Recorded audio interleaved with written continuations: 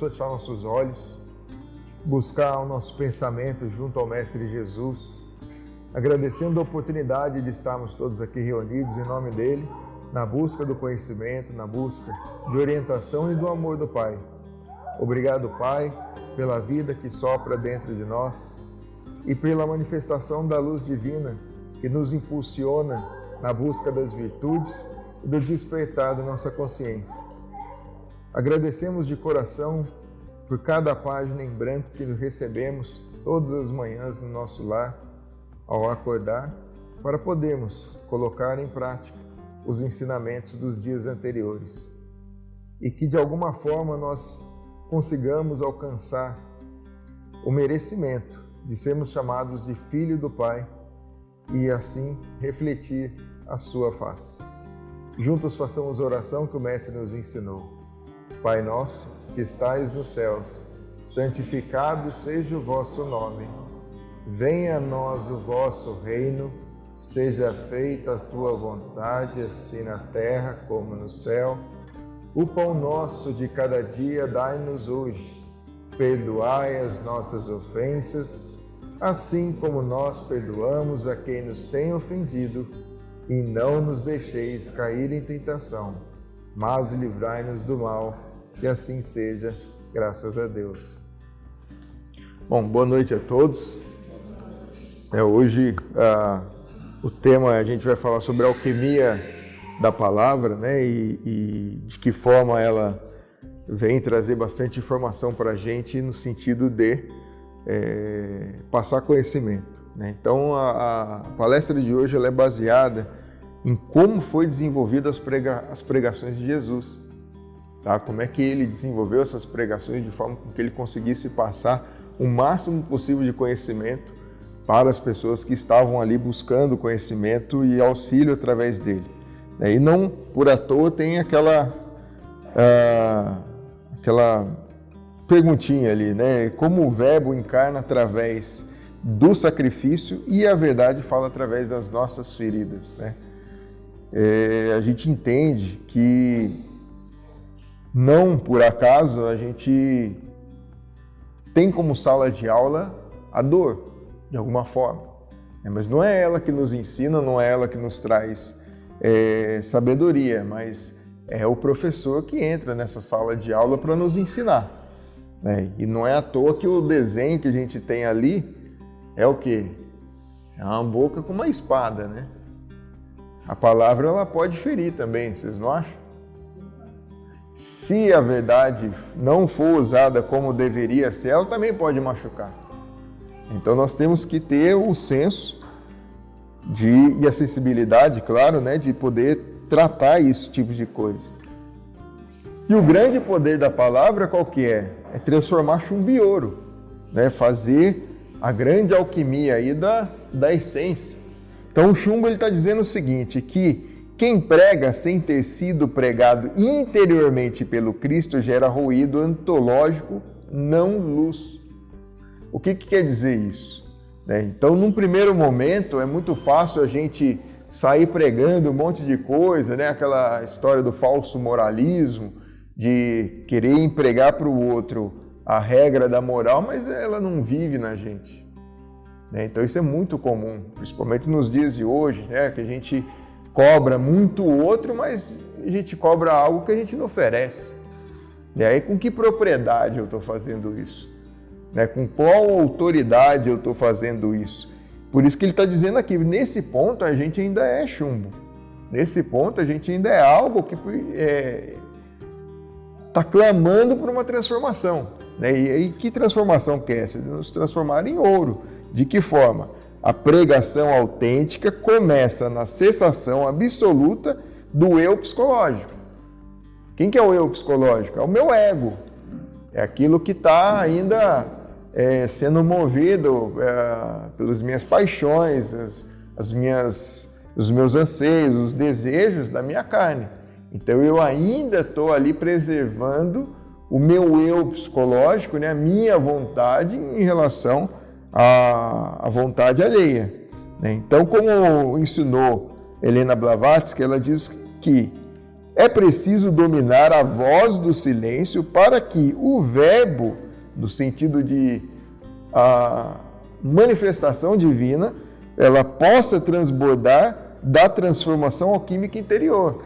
Ou seja, é o nosso trabalho de tornarmos o nosso íntimo cada vez mais iluminado, de forma que consigamos alinhar as nossas vontades, os nossos pensamentos, as nossas emoções e sentimentos com as vontades, sentimentos e emoções do Pai. Quando Jesus fala, eu não faço a minha vontade, mas do meu Pai que estás nos céus, ele não está deixando de ser ele para servir a vontade de Deus. É que a vontade dele já é a mesma vontade de Deus. Então essa é a grande alquimia que nós temos que trabalhar dentro da gente, é de transformar o chumbo em ouro, né? E aí, ao invés de a gente ter essa quantidade de ruídos aqui dentro da gente, ó, a gente começa a ter harmonia, começa a alinhar as coisas dentro da gente, sem excesso, sem desespero, sem nada, sempre no tempo certo e com paciência. Então, qual é esse grande processo que nós vamos passar e estamos passando, né, para nos transformarmos em ouro, né? É um processo relativamente longo, mas longo no sentido de não distante e não de tempo, mas longo em termos de trabalho. A gente tem bastante trabalho pela frente, que é a cura do gaguejar espiritual. Num primeiro momento, a gente começa a compreender a necessidade de buscar as questões do espírito, buscar a evolução do espírito em si, a evolução moral, a evolução psicológica, e aí a gente começa a ansiar novos conhecimentos, novos degraus, e por assim vai. Aí o que eu tenho? Eu tenho exatamente isso daqui, ó. O gaguejar espiritual, a metáfora do quê? Antes de mover multidões, Demóstenes, ele disse o quê? Encheu a boca de pedras e discursou contra o rugido do oceano para curar a sua gagueira. O que quer dizer isso daí? Você consegue falar com um monte de pedra na boca? Então o que a gente tem que aprender a fazer? Ficar em silêncio. Aprender a ouvir. Mas não ouvir o mundo. Ouvir a quem? Aqui dentro, né? Mas só ouvir aqui dentro. A nossa intuição, o nosso coração, Deus se manifestando dentro da gente. Então é no silêncio que essa transformação ela vai começar a ser alimentada e acontecer. Enquanto eu não silenciar minha boca, eu ainda vou estar ignorante de mim mesmo, ignorante da minha realidade espiritual, ignorante do meu papel no mundo. E isso vai, né, protelando cada vez mais a minha jornada espiritual. Qual é a grande realidade interna que eu tenho que buscar? O aprendiz moderno sofre de uma gagueira do ego. Seu intelecto fala, mas a sua gnose falha. O meu racional, ele fala bastante, porque é fácil eu pregar para o outro aquilo que eu não vivo. Agora, a gnose é a minha sabedoria. Se eu não experimentei nada daquilo que eu estou falando, o que de fato eu sei? Nada, né? Não vou saber de nada. Então, onde que a coisa começa a acontecer? A cura não está no acúmulo de teologia, mas nas pedras duras da disciplina interna. Apenas o atrito contra a própria ignorância lapida o canal da comunicação verdadeira. E como é que a gente se comunica com outros? Quando eu falo outros, eu não digo outras pessoas, eu estou dizendo com tudo ao meu redor. Como é que eu me comunico? Através das minhas vibrações, através dos meus campos energéticos que estão mandando alguma informação. Antes de nós chegarmos a conversar com alguém, a nossa energia já disse para aquela pessoa quem somos nós. E aí, implicitamente, de forma intuitiva, a pessoa ela já sabe o que esperar da gente. Então, tem aquelas pessoas que às vezes aparecem no nosso caminho e tal, e você tem aquele sentido, né? Aquele feeling de meu santo não bateu com o dele. Por que será? É a energia daquela pessoa que está contrária à minha. Está havendo um embate ali. E implicitamente você está sentindo um desconforto vibracional. Às vezes nem é uma pessoa, é um ambiente que está assim. Você entra no ambiente, você não se sente bem lá e aparentemente não tem nada te incomodando, mas por algum motivo você quer sair dali o mais rápido possível. É a energia do ambiente que não está legal, não está compatível com a sua. E aquilo pode estar, inclusive, te consumindo. Então a gente tem que começar a observar justamente essas questões, porque a nossa insistência naquilo que não está mais compatível conosco, compatível com o nosso campo vibracional, compatível com as frequências da nossa energia, nos provoca o quê? Gagueira espiritual. Porque eu não estou prestando atenção nesse fator, nesse ponto. E aí eu fico insistindo. E aquilo vai o quê? Aumentando a minha dor, a minha dose de sofrimento. Até que chega uma hora eu falo para mim mesmo, não, chega, não aguento mais isso. Está na hora de mudar. Por mais que essa mudança vai exigir de mim muito trabalho, muita dedicação e principalmente disciplina. Se tem uma palavra que muda tudo na jornada espiritual, é disciplina. Essa é a grande força motora das transformações. E aí uma matriz de diagnóstico ontológico. O que seria a ideia de diagnóstico ontológico? É aquilo na tua raiz, no teu princípio que está, de alguma forma, provocando, eu não chamaria de atraso na sua jornada espiritual ou atraso de aprendizagem, mas protelando as suas oportunidades de crescimento. Tendo como fonte a voz, a fonte da voz. O seu ego gnóstico, ele está dizendo o quê? Repetição intelectual de memórias e leituras. O eu fala sobre a verdade. Isso quer dizer o quê? Porque sempre que eu ficar ali insistindo nos mesmos erros, insistindo nas mesmas manias, costumes, eu estou buscando aquele lugarzinho gostoso que todo mundo chama de zona de conforto, que de confortável ela não tem nada, mas eu estou insistindo naquele negócio. E aí eu fico lá. Por quê? Porque aqui é um mundo que eu conheço. Eu tenho certeza que se eu sair desse campo, desse mundo que eu conheço, eu vou encarar novas realidades, novos problemas que não vão cessar os problemas anteriores, mas eles vão se somar. Mas esse é um processo do qual eu preciso encarar, não tem como fugir disso. E como que eu trabalho tudo isso? O verbo encarnado. Eu manifesto a ação de Deus dentro de mim através do quê? Da luz que já está dentro de mim, através das virtudes que já possuo. Como? Transbordamento da vivência, eu começo a experimentar as coisas na minha vida. Eu sou um laboratório, começo a experimentar essas coisas na minha vida e a verdade fala através do vaso purificado. Quem é o vaso? Sou eu. Eu sou o vaso. Agora, se eu continuar cheio de dogmas, cheio de verdades, que o mundo disse para mim que são verdades e eu acreditei, como é que eu vou receber a verdade pura, a verdade purificada? Eu já vou estar cheio, então qualquer coisa que tentar entrar ali vai transbordar e vai cair para fora. Então eu tenho que me desvaziar desse tipo de situação e me colocar numa condição onde eu possa receber o conhecimento verdadeiro através das experiências que eu me proponho a vivenciar. E aí você tem a relação com as suas sombras, aquela parte sua que você não conhece, mas que está ativamente te conduzindo aos erros, tá?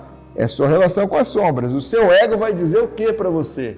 Negação e projeção. Foge dos próprios abismos emocionais. É muito fácil para mim, quando eu me vejo numa situação que me coloca em problema, me coloca, não chamaria de derrota, mas numa condição onde eu falho, e aí eu atribuir a culpa dessa falha, a culpa dessa derrota a alguém ou ao mundo. Eu errei por causa de fulano, eu errei por causa de cicrano e assim por diante. Sempre atribuindo o princípio, a causa daquilo que te levou a sofrer ou perder alguma coisa a alguém, mas nunca a mim mesmo. Eu não estou assumindo a responsabilidade pelas minhas escolhas. E isso reverbera bastante. Por quê? Porque te impede do melhor momento da sua vida, o momento de aprender com os frutos daquilo que você plantou. De que forma isso vai estar sendo mitigado, né? Qual é o processo de mitigação dessa transferência, dessa função de transferência, essa projeção das minhas responsabilidades para o mundo? A catarse integrada reconhece o grotesco em si para compreender a humanidade. É o que os místicos, os gnósticos e principalmente os esotéricos chamam de espelho de obsidiana, que é onde você não vai ver refletida a sua imagem, você vai ver refletida a sua sombra. E aí é onde você começa a se conhecer de fato. Né? Se nós pegarmos ali, por exemplo, aquele momento antes, o momento anterior do início das pregações de Jesus, né? No início do trabalho messiânico dele, o que ele fez? Antes de começar o trabalho dele, a primeira coisa que ele fez foi jejum. Jejum de 40 dias e 40 noites no deserto. Mas que jejum era esse? De comida? Não. Jejum do mundo. Do mundo. A gente não falou da questão do silêncio, ficar em silêncio? Esse é o jejum do mundo. Quando eu fecho a minha boca, eu estou em jejum do mundo. Eu não estou mais me comunicando com o mundo, eu estou tentando me comunicar comigo mesmo, no sentido de fazer uma autoanálise, um autoconhecimento, de levantar todas as questões que ainda têm uma influência dentro de mim. E isso vai gerar a catarse integrada, aonde eu passo a reconhecer as falhas que eu possuo. Esse é o grande passo. É aí onde eu quebro a inércia, aqui onde tudo começa a mudar na minha vida. Aí eu começo a compreender o outro. Aqui, justamente nesse ponto, eu começo a cumprir a primeira bem-aventurança de Jesus. Bem-aventurados os pobres de espírito, porque deles é o reino dos céus. E a gente tem que tomar um cuidado na interpretação disso daí, porque o nosso conhecimento dito moderno entende que pobre de espírito é um termo um tanto até meio pejorativo, depreciativo, e não é por aí, tá? Pobre de espírito é aquele que só tem aquilo que necessita, não tem o supérfluo. E o que o espírito necessita? A única coisa que ele necessita? Amor. Pobre de espírito é aquele que sabe quem ele é, mas principalmente quem ele ainda não é. E é aqui onde eu vou descobrir isso. A partir do momento que eu começar a reconhecer o quê? As minhas sombras. Aí eu me torno humilde. Aí eu me torno uma pessoa lúcida. Porque eu sei quem eu sou e principalmente quem eu não sou. É muito fácil nós adorarmos, gostarmos e fazer holofotes de títulos. Né?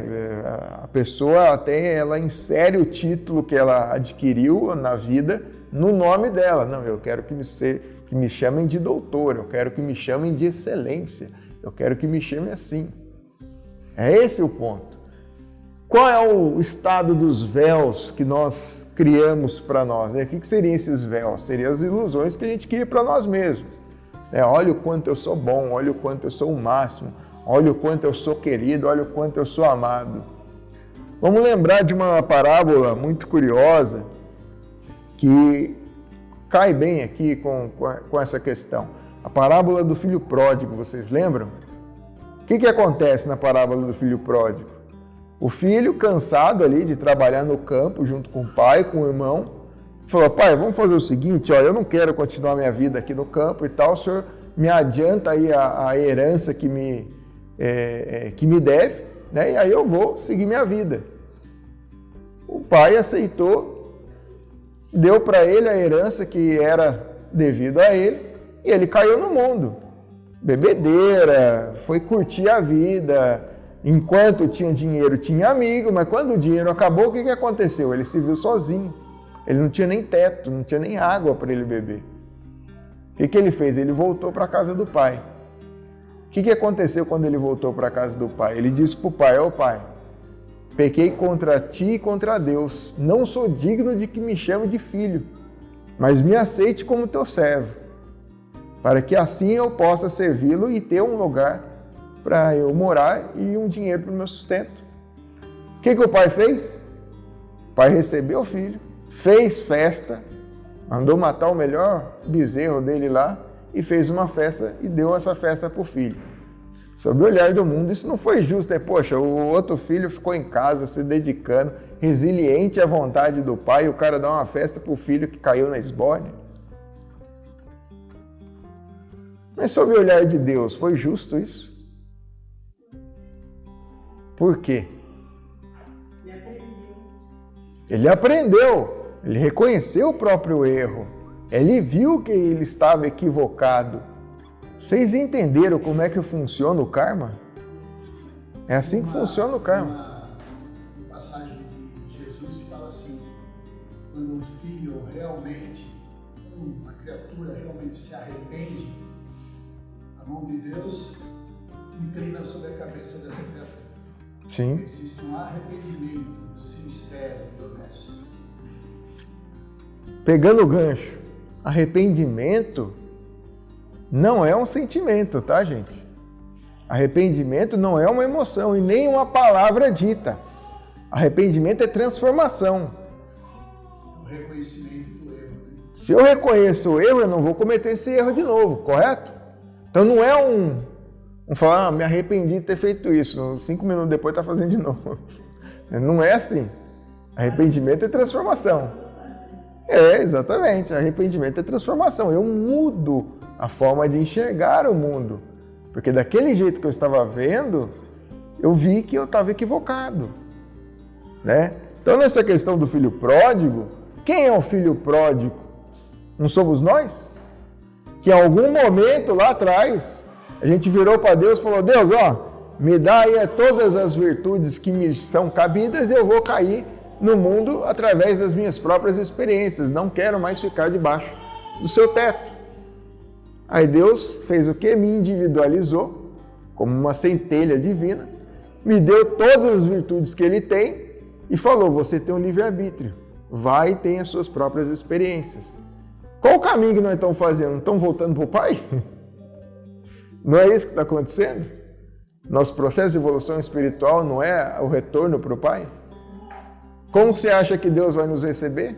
Estamos só gastando os talentos que Ele deu. Estamos só gastando os talentos que Ele deu para a gente. Então, é um processo de aprendizado, de desenvolvimento das experiências de sabedoria. É isso que eu estou fazendo. E aí você tem o quê? Os impactos, que é a fala serve à vaidade e ao apego à autoimagem de mestre. A gente se acha senhor da verdade, a gente se acha conhecedor da vida. Muitas vezes, uma criança tem muito mais a nos ensinar do que nós a ela. Na maior parte das vezes. Na maior parte das vezes. Não à toa que Jesus fala: deixem vir a mim as criancinhas, porque delas é o reino dos céus. E aí tem muita sabedoria só nessa frase, tem muita coisa a se aprender somente nessa frase. Tá? Qual é o grande verbo encarnado aqui? Os rasgados. A comunicação direta com o mundo espiritual opera sem o filtro da ilusão. Não tem ilusão no processo espiritual. A gente não fica criando rótulos para nós, ou crenças de que eu sou assim, que eu sou assado, que eu pertenço a isso ou aquilo. Não tem isso. Então isso daí, é direto. A minha comunicação com Deus é direta. A manifestação que Ele tem em mim é entre Ele e eu. Então isso é importante ser dito. Lá em Mateus, capítulo 4, a gente tem a câmara de pressão do deserto, né? É onde você passa pelas 3 fases aí da tentação, né? São as 3 tentações de Cristo. A falsa preparação, que é o deserto, ele não é um retiro passivo, ele é a fornalha da provação. Tá? Por que o deserto não é um retiro passivo? Ninguém entra no deserto porque quer, ou entra. Ninguém se isola porque quer. Faz porque é preciso. Então é necessário o quê? Eu tomar uma decisão para me colocar nessa situação. Senão nada acontece. Se não existe uma decisão partindo de mim, se eu não for ativo nas minhas escolhas, se eu simplesmente seguir, né, o movimento, aí nada vai acontecer. Agora, se houver essa escolha, começa o processo. Então eu tenho que ser ativo, né, nesse momento. A grande fornalha de pressão, o que acontece ali dentro? A fome, o pináculo e a montanha não são eventos externos. Vocês lembram as 3 tentações de Cristo? O primeiro foi transformar a pedra em pão. O segundo foi levado em cima do templo onde foi oferecido a ele adoração. E no terceiro ele foi levado para o monte, onde foi apresentado todos os povos do mundo e falou para ele, se você se ajoelhar perante os meus pés, eu permito que você reine sobre todos eles. Então está aqui, a fome, pináculo e a montanha. Não são eventos externos. Então essa passagem ali que mostra, logo ali no deserto, que Jesus passou essas 3 provações, não são eventos externos. Então a gente não toma aquilo por literal. Tanto que, quando Jesus é inferido de transformar a pedra em pão para saciar a fome dele, qual foi a resposta dele? Nem só de pão viverás o homem, mas de toda a palavra que vem de Deus. O que isso quer dizer? Que o que foi oferecido para ele não foi a comida da carne, foi a comida do Espírito. Mas a comida do Espírito, ela provém de Deus. O que é do Espírito, o que é da carne é da carne. Os dois não se conversam. A mesma coisa é a questão do templo. No templo ele foi colocado que, se jogue daqui de cima e os anjos do seu pai vão te pegar lá embaixo. O que vai acontecer? Todo mundo vai ver isso e vão levantar ídolos para te adorar. O que Jesus respondeu? Não tentarás o Senhor teu Deus. Jesus se colocou na condição de Deus? Quando ele fala não tentarás o Senhor teu Deus, ele está dizendo o quê? Ele está falando para a própria sombra dele. Eu sou o seu Senhor. Eu sou o seu Criador. Não o contrário. Então é a mim que você tem que obedecer, não eu te obedecer. E por último aqui o vaso esvaziado. O logos, o verbo que está agindo dentro de mim, ele exige um espaço livre da vaidade. Eu tenho que começar a tirar a vaidade dentro de mim. Eu tenho que começar a eliminar isso dentro de mim. Apenas após a fusão de vontade, o Cristo interno está autorizado a falar. Lembra quando Jesus falou, eu sou a verdade, o caminho e a vida, ninguém vai ao Pai a não ser por mim? De quem que ele estava falando? Dele mesmo? Que nós temos que adorá-lo? Nós temos que segui-lo? Nós temos que criar religiões em nome dele? Ele está dizendo o seguinte, você é o seu caminho, você é a sua vida, você só vai ao Pai através de você. Você é só luz.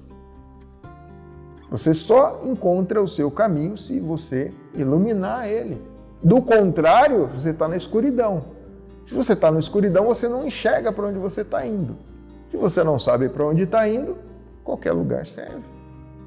Esse é o grande ponto aqui. Então você tem que despertar o Cristo interno. E isso só vai acontecer quando você abrir mão da vaidade.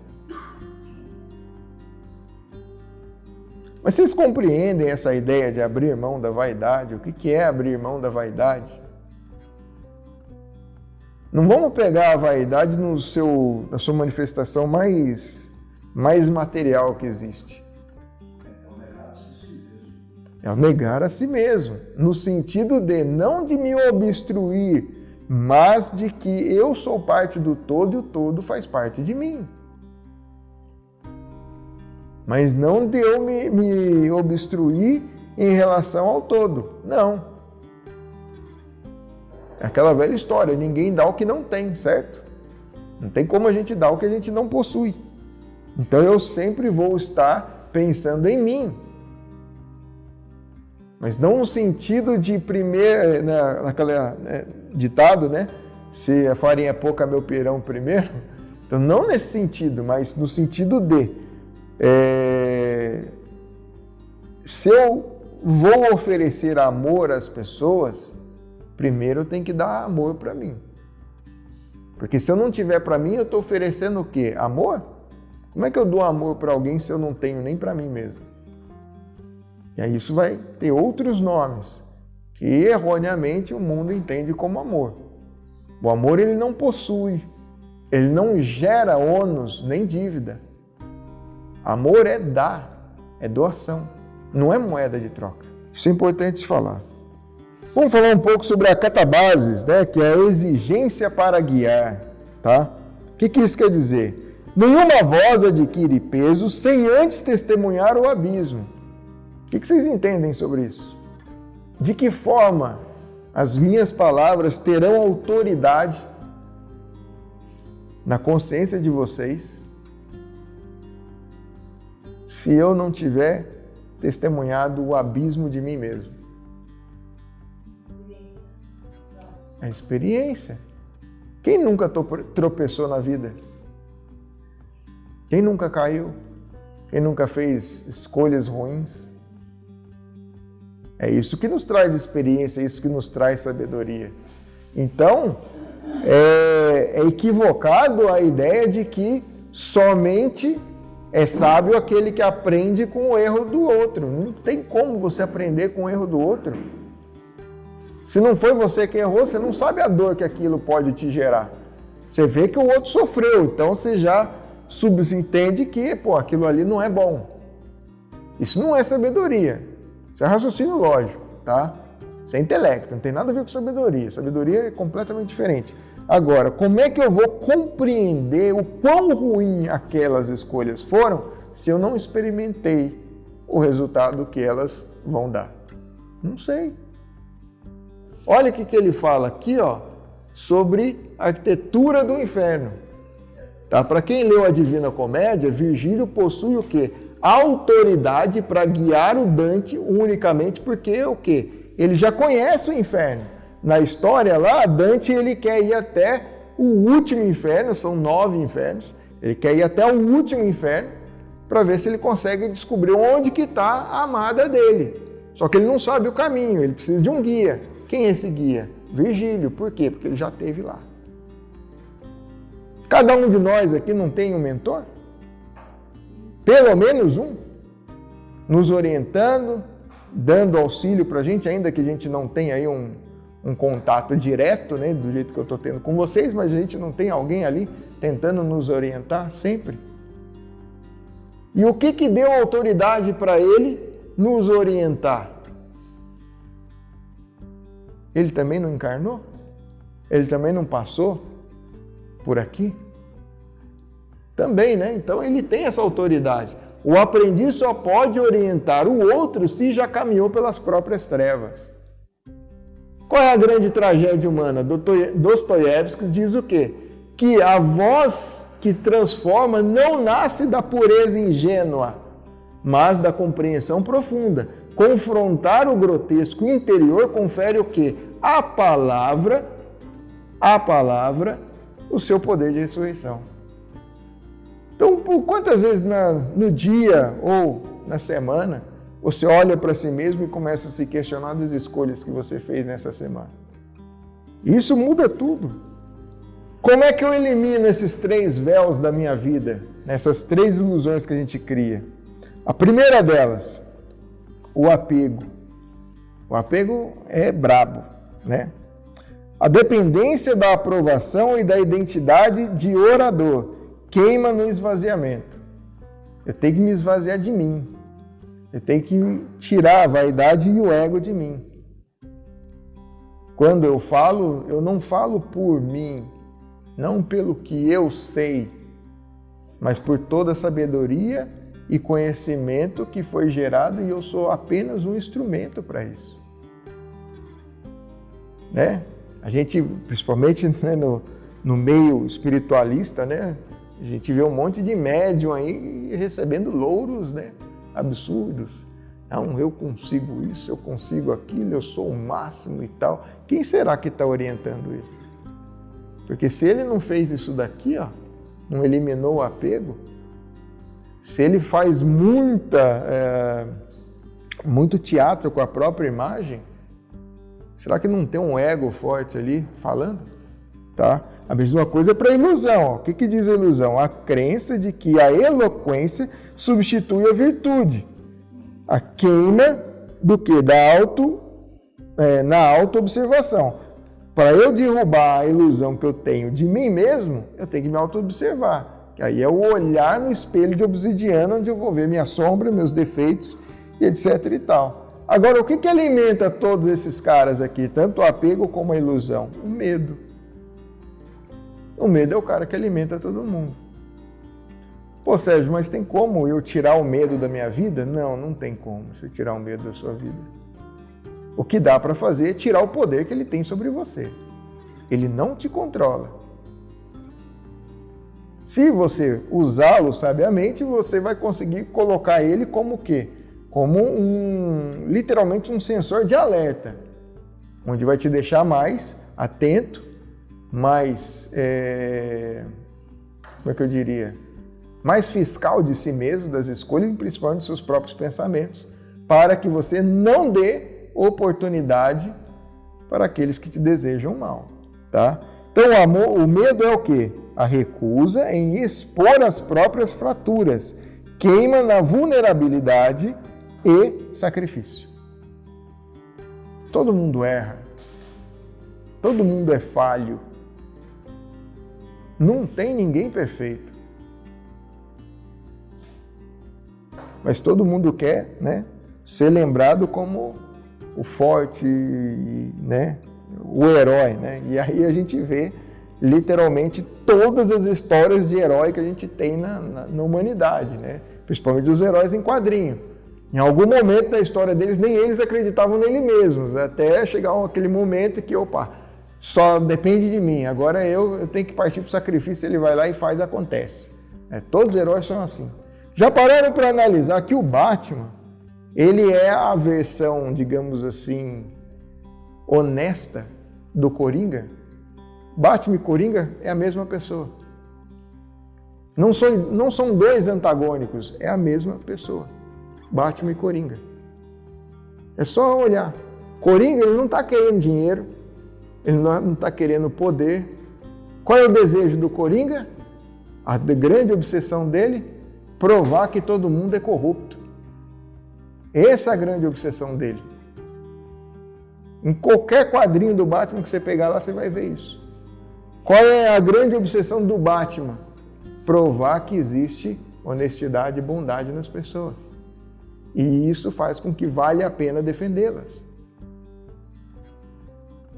Esse é o ponto. Tá?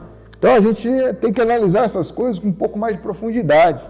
Tá? Principalmente nessa, a gente pegar aí, que explica bem essa questão, pegar as histórias infantis, né? Alice no País das Maravilhas, você vai ver lá que todos os personagens que tem na história são elementos da própria consciência dela. Pinóquio. Quem é o grilo falante? A consciência, é o cara que está cobrando ali, você tem que fazer o certo, esse caminho está errado. E não à toa, em algumas partes da história ali, algumas coisas acontecem que está ligado diretamente com a realidade. Como, por exemplo, o que acontece com o Pinóquio quando ele mente? O nariz cresce. Tudo o que nós fazemos que não é natural à nossa vibração, à nossa essência espiritual, o que acontece com o nosso campo vibracional? Ele se deforma. Percebeu que é igual? Você perde a sua essência. Você se deforma.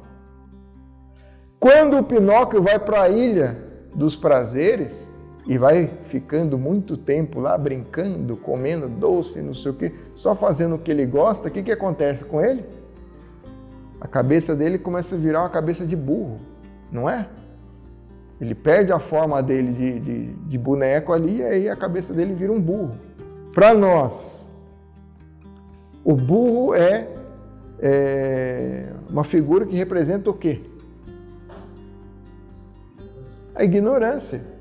Se você só alimenta os prazeres da carne, você nunca vai ser sábio. Você vai passar eternamente um escravo. Isso não muda. Então, você não vai ter experiência para te provar, né, a sabedoria. Então, esses véus não são apenas obstáculos, são um material alquímico que deve ser queimado para sustentar a luz da sabedoria central. Ou seja, você vai passar por isso daqui, você vai ter medo, você vai criar ilusões a respeito de si mesmo. Por quê? Porque tudo isso daqui é combustível para transformar você no quê? Num sábio. Tudo isso daí é combustível, então você tem que passar por isso daí. Agora, como você vai lidar com isso e quanto tempo isso vai exigir de você para você trabalhar isso dentro de si, aí a escolha é sua. Você vai precisar uma, 2, 3, 10 mil vidas para você trabalhar isso aqui, não importa. Mas você vai passar. Essa é uma questão fundamental. Então, esvaziamento de mim mesmo. Então, se eu já conseguir me tornar lúcido, que é a primeira bem-aventurança, aqui eu vou fazer o quê? A segunda bem-aventurança, começar a ter compaixão para com o outro. Porque aí eu não sou mais o elemento único da minha vida. Eu sou parte de um todo. E se o todo está sofrendo, eu também estou. Isso é ter compaixão. E aqui, ó, a autoobservação, a ilusão. E aí aqui é a última bem-aventurança. A última bem-aventurança exige de nós ética. Faça com o outro aquilo que você quer que seja feito a ti mesmo. Só que para eu chegar aqui, eu tenho que eliminar todas as outras 7. Eliminar não, eu digo despertar todas as virtudes das 7 bem-aventuranças anteriores. Senão eu não consigo ter ética nunca. É possível ter ética sendo egoísta? Não. Eu tenho que ser primeiro humilde. É possível eu ter ética sem ter compaixão para com o próximo? Como é que eu vou fazer para o outro aquilo que eu quero que seja feito para mim? Se o outro para mim não tem o menor valor. Não dá. A grande equação da transubstanciação. Bom, o mito de Orfeu, né? Vocês conhecem lá, né, a tragédia grega lá e tal. Orfeu, a música de Orfeu, ela só adquiriu o poder de domar as feras após ele descer aonde? Ao Hades, que é o quê? O inferno dos gregos. E ser dilacerado pela perda. O que ele perdeu lá no inferno? Orfeu, digamos assim, que a amada dele morreu, e aí ela foi levada para o Hades. E aí ele foi lá implorar para Hades libertar ela, deixar ela voltar para o mundo dos vivos. E aí ele tocou a harpa para o Hades, Hades gostou e tal, falou, pô, muito bom. Então eu vou deixar você levar ela com uma única condição. Você vai na frente, ela vai atrás. E até vocês saírem do Hades, você não pode olhar para trás para olhar para ela. Feito? Feito. E assim foi. Ele caminhou na frente e ela caminhou atrás. Ele não olhou para trás em momento algum. Quando ele parou de ouvir os passos dela, ele olhou para trás. Foi aí que ela ficou. Essa foi a perda dele. Não tem um ditado que diz o combinado não sai caro? Não é à toa, tá? Bom, a sombra, ela é o ventre da empatia. É da sua sombra que vai nascer a empatia. Porque se você não olhar para ela, você nunca vai ser compassivo, empático para com o outro, tá? A grande renúncia de Odin, aí vem um sacrifício, tá? Odin, lá na mitologia nórdica, ele fala o quê? Odin sacrificou o próprio olho e pendurou numa árvore, que é a árvore da vida, por 9 noites, ferido por sua própria lança, para conquistar o quê? O verbo. O verbo é sabedoria. O conhecimento exige sacrifício de si mesmo.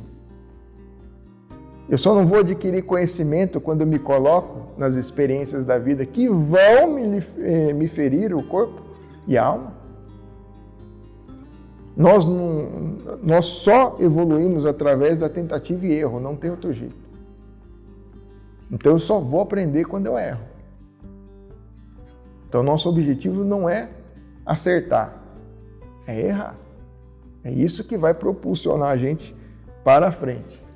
Então, a grande pregação verdadeira, ela custa o sacrifício de si mesmo. De que forma? Sem a dilaceração do ego, a palavra carece da magia operatória. Se eu não ofereço meu ego em sacrifício, a minha palavra não tem o menor peso.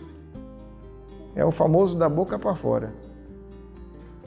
E o pior, né? Quando chega no outro, entra aqui e sai ali. Então, se não tem vivência, aquilo não tem a menor energia de reverberar no outro. Já começa aí. Então, a grande abertura do olho, do coração, o que é? A sensibilização da mensagem não é uma técnica de oratória. O que comove não é a técnica que está sendo utilizada para comunicar, mas é a ativação de um órgão espiritual latente, é energia.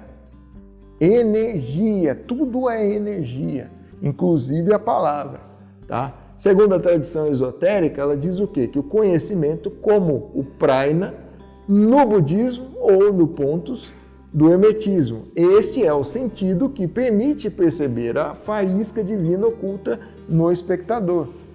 Todo mundo tem aí a sua fagulha divina dentro de si. Então, quando aquilo que você fala se está embasada com o quê? Com a sua vivência, experiência e o seu olhar de vida, está levando junto consigo o que? A sua própria energia, a sua assinatura de existência, a sua própria luz. E vai entrar de encontro com a luz do outro. Pode não despertar a consciência dele agora, mas a sementinha foi plantada. Lá na frente, essas palavras de hoje vai fazer algum sentido, que pode não fazer hoje, mas lá na frente vai fazer algum sentido, tá? E aí vem a grande mecânica interior, que é o quê? Quando o olho do coração ele se abre, e aí onde está que eu chamo aí de terceiro olho, a gente fala, né, o pessoal fala muito na internet do terceiro olho, que é aí o chakra frontal. Não, o chakra frontal não é o terceiro olho. O chakra terceiro olho é o cardíaco, está no coração, tá? Então o terceiro olho, quando ele se abre, a pregação torna-se comunhão. Quando eu vou pregar ao outro, eu estou me unindo ao outro. É comunhão. Você não fala para o outro, o Logos fala em sua própria imagem refletida no outro. A gente não fala na prece de Caritas que nós devemos buscar e nos elevar a tal modo que sejamos reconhecidos como o reflexo de Deus? Não está lá na prece de Caritas? É exatamente isso daqui. Quando eu vou passar sabedoria para alguém, essa sabedoria não é minha, mas é a manifestação de Deus através da minha palavra e da minha experiência, para que eu consiga ressonar na frequência do outro e trazer ele para uma amplitude de frequência maior, mais elevada. E assim aumentar a egrégora de seres mais iluminados. Não que eu seja iluminado, não, mas eu estou me servindo de instrumento. E a fala do rio, né? Que quer dizer o quê? O conhecimento pode ser comunicado, mas a sabedoria não. Essa é a grande diferença de conhecimento e sabedoria. A sabedoria só pode ser vivida. É o único jeito. Sabedoria é vivência. Então, a comunhão dos opostos. Segundo Siddhartha, ele encontra a pregação perfeita no murmúrio do rio. Esta voz só é compreendida por quem já amou, já errou e sofreu o suficiente para integrar os opostos. O orador perfeito não transmite ideias, ele emana uma frequência alcançada pela vivência profunda. Eu não estou transmitindo ideias para vocês. Eu estou tentando mostrar para vocês coisas que eu vivi, coisas que eu experimentei. Obviamente, vocês não vão compreender do jeito que eu compreendi, porque suas vivências, suas experiências são diferentes. Mas, mais uma vez, a sementinha foi plantada. No momento que vocês experimentarem determinadas coisas na vida de vocês, vai vir aquela memória lá do inconsciente, pum, olha, lá atrás aquele cadeirante meio doido falou aquele negócio assim, agora isso faz sentido.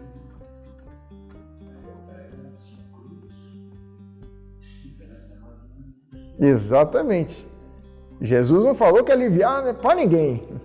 Pegue a sua cruz e me siga. Não vou carregar nada. Pega o seu e me siga. Por quê? Porque meu jugo é suave e meu fardo é leve. Né? A grande geometria da verdade, né, de alguma forma articulada. Olha que curioso. O que é em cima é igual ao que é embaixo. Tá? O grande princípio hermético. Ó, o que está em cima é como o que está embaixo para realizar os milagres de uma única coisa. Então, do jeito que é lá, é aqui. Tá? A grande lei refletida. A pregação externa jamais será profunda que a ordem interna. Tentar fabricar palavras divinas com uma mente fraturada pelo ego é violar a lei. Ou seja, aquele que tenta usar a palavra de Deus para benefício próprio, ele está aumentando o seu karma. Né? E aí isso vai reverberar como a colheita é obrigatória. Então, ó, a palavra dita é apenas um holograma acústico de sua realidade interior. Sabe aquela situação que você, sem querer, fala umas coisas assim que simplesmente saiu? Aí você não queria ter dito isso, não queria ter dito, acaba até machucando o outro, dependendo da forma que você falou e o tom que você colocou. Mas, na verdade, o seu ego quis dizer e por isso você disse. Mas ele veio de forma inconsciente, porque teu ego atua mais no seu inconsciente do que no teu consciente. O teu consciente ele ainda tem o filtro da razão para poder soltar para o mundo. Agora o teu inconsciente não tem filtro. Por isso que Jesus dizia, vigiai e orai. Vigiai primeiro. Para você aumentar o poder que você tem sobre aquilo que dormece dentro de você. O vigiai vem primeiro. E aí, se a gente precisa aí de um roteirinho para poder desenvolver essa pregação, que não vem no sentido de impor ou ensinar os outros, mas usar a minha experiência, a minha vivência e aquilo que eu vivencio em cada dia como régua para aqueles que me observam, não para quem eu estou passando, mas para aqueles que me observam, é isso aqui. Primeiro estágio, esvaziamento de si mesmo. Então é a descida no próprio deserto, o silenciamento das vozes intelectuais e a queima da vaidade através do atrito com a própria sombra. Pronto, só aí você já tem um trabalhão para um punhado de vida, tá? Só esse um aqui. Porque você vai ter que lidar com muitos, a gente chamaria, né, de demônios interiores aí para você conseguir tratar isso daí. Segundo estágio, a sensibilização, onde você começa a ter o albedo, né? O rasgar dos 3 véus negativos, a abertura do prana e permitindo, né, que o teu olho do coração comece a reconhecer o quê? A essência e presença de Deus dentro de si mesmo. Então, só depois que eu comecei a brigar com as minhas sombras e descobrir que elas existem dentro de mim, que eu vou ter a chance de começar a enxergar uma luz dentro de mim. E essa luz pode crescer com a minha vontade, com o meu trabalho, que é a sensibilização. E por último, o transbordamento, onde aquilo parte do meu íntimo e sai para tudo que está fora de mim. Então essa transubstanciação é o quê? o Verbo encarnado, ou seja, eu, né, como instrumento da palavra de Deus, instrumento da luz divina, vou fazer o quê? A fala não como discurso, mas como consequência inevitável da transformação do ser. Já não é dito que, para todo aquele que é iniciado nos caminhos espirituais, tudo o que disser é um ensinamento? Por quê?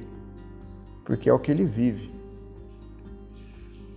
Então você só vai abrir a sua boca se aquilo realmente for necessário e for contribuir positivamente com a situação que você está vivenciando ou quem está colocando algo para você.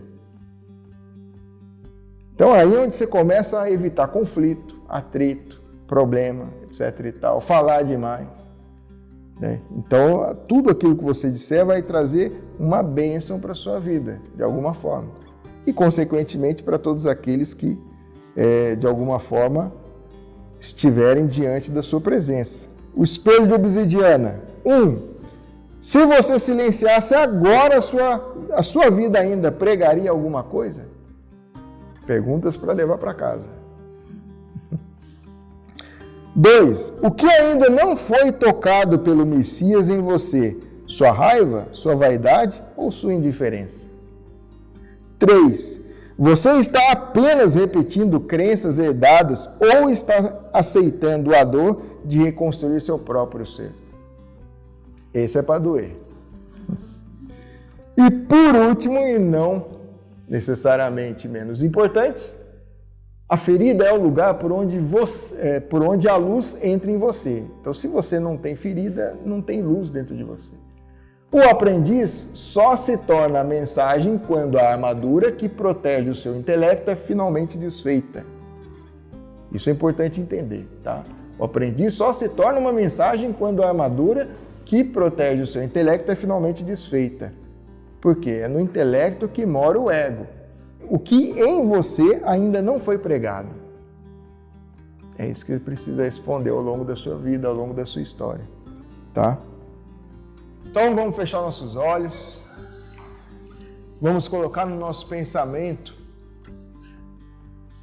entre nós aqui, uma fogueira enorme, onde nós vamos colocar o nosso totem nessa fogueira, agradecendo a oportunidade de conseguirmos reconhecer alguns dos nossos equívocos, compreender por que nós erramos e buscar a correção, buscar a sabedoria diante da nossa história e do nosso caminho, principalmente para com todos aqueles com quem nós cometemos esses erros, para as dores que ficaram no nosso passado e que de alguma forma a partir de agora nós trabalharemos na busca da cura e da cicatrização disso.